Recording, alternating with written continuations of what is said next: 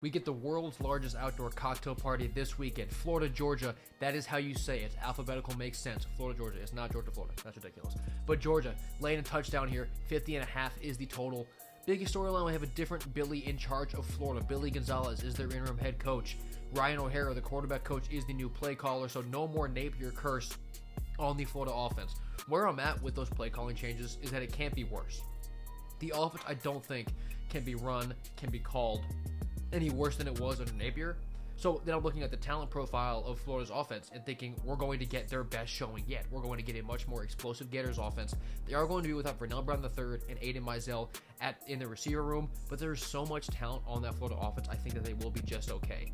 And in terms of teams who have fired their coaches, gone to a bye, and then come out, UCLA beat Penn State. You know, we're seeing a bunch of these teams who have fired their coaches have a second to recalibrate and then give out really inspired performances. And for Georgia's defense, there are holes in there that you're not used to seeing that the Gators can exploit. Georgia is 12th in the SEC in pass defense, and they are the worst in sacks in the SEC, only 8 on the year. That is not what Georgia's normally about. So it's really weird to kind of associate bad defensive line play with Georgia. But that's true in a pass rush extent. Against the run, Georgia's great. I believe they're 5th in the SEC in run stopping, which is very good. And if you can limit Jaden Ball going against the Gators, that really, we've seen so far this year, it puts that offense really in shackles. So Jaden Ball, I think, is a pretty big key for Florida. Can they get him going to open up what I do think should be an explosive passing attack for him?